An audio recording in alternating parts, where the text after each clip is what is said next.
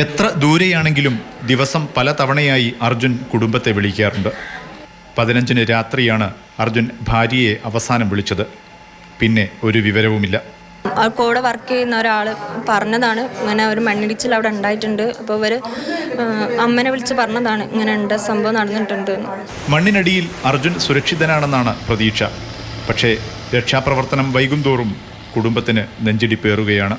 മണ്ണിൻ്റെ ചോട്ടിൽ ഉണ്ടാവുന്നുള്ളതിനാണ് GPS സംവിധാനം അവിടെയാണ് പോയിന്റ് ചെയ്യുന്നത്. പിന്നെ ആ സ്ഥലത്ത് വിശ്രമിച്ചിട്ടുണ്ട്, കൂടെ വിശ്രമിച്ച് പോകുന്ന ആളുകൾ പറഞ്ഞിട്ടുണ്ട്. രക്ഷാപ്രവർത്തനത്തിന്റെ ഏകോപന ചുമതലയുള്ള കലക്ടർ സ്നേഹിൽ കുമാർ അർജുന്റെ വീട്ടിലെത്തി. വളരെ കോംപ്ലിക്കേറ്റഡ് റെസ്ക്യൂ ഓപ്പറേഷൻ ആണ്. അതിൻ്റെ ഞാൻ അവർക്ക് അവർ അറിയിച്ചു. Getting very difficult for them to recover the bodies and fine. But അവർ എഫേർട്ട് ഫുൾ ചെയ്യുന്നുണ്ട്. ഈ മാസം 8-നാണ് മരം ലോഡെടുക്കാൻ അർജുൻ കർണാടകയിലേക്ക് പുറപ്പെട്ടത്. 16-ന് തിരിച്ചെത്തേണ്ടതായിരുന്നു.